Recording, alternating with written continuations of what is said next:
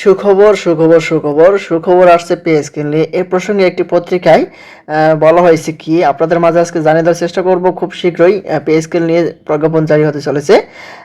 আজকে আপনাদের মাঝে সকল কিছু বিস্তারিত আলোচনা করার চেষ্টা করব। আশা করি ভিডিওটি মনোযোগ সহকারে শেষ পর্যন্ত দেখার চেষ্টা করবেন।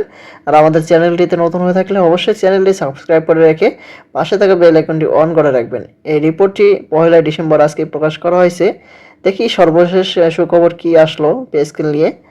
দেখতে পাচ্ছি বলা হয়েছে নবম পে স্কেল প্রণয়নের জন্য প্রয়োজনীয় মতামত সংগ্রহে ব্যস্ত সময় পার করছে সরকারি কমিশন। ইতিমধ্যে সব মন্ত্রণালয়ে 17 জনের বেশি সচিবের সঙ্গে 4 দফায় আলাদা বৈঠক করে তাদের প্রস্তাবিত মতামত অন্তর্ভুক্ত করা হয়েছে। পে কমিশন সূত্রে জানা যায়, সচিবরা আকাশচুম্বী বা অপ্রত্যাশিত সুপারিশ না করে বাস্তবসম্মত ও কার্যকর প্রস্তাব দিয়েছেন। অনলাইনের মাধ্যমে মতামত গ্রহণের পাশাপাশি এ পর্যন্ত প্রায় 2.5 শতাধিক বেসরকারি সংগঠনের সঙ্গে আলোচনা সম্পন্ন হয়েছে, সব মিলে সরকারি বেসরকারি সংগঠনের সঙ্গে। অবশেষে বিভিন্ন মন্ত্রণালয়ের সচিবদের সঙ্গে বৈঠকে তাদের মূল্যবান মতামত সংগ্রহ করা হয়েছে, যা সুপারিশ প্রণয়নে গুরুত্ব সহকারে বিবেচনা করা হচ্ছে।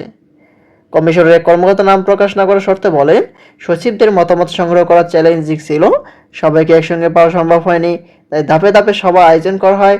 তাদের দেওয়া গুরুত্বপূর্ণ মতামতগুলো বর্তমানে পর্যালোচনা হচ্ছে।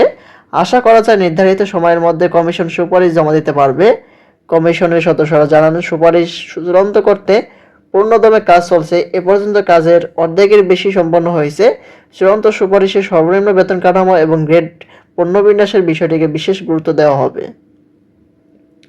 এর হচ্ছে সর্বশেষ আপডেট। পরবর্তীতে যখনই পে স্কেল নিয়ে নতুন কোনো প্রজ্ঞাপন জারি করা হবে, সবার আগে আমাদের চ্যানেলটিতে পেতে অবশ্যই চ্যানেলটি সাবস্ক্রাইব করে রাখবেন। ধন্যবাদ সবাইকে। সালামু আলাইকুম।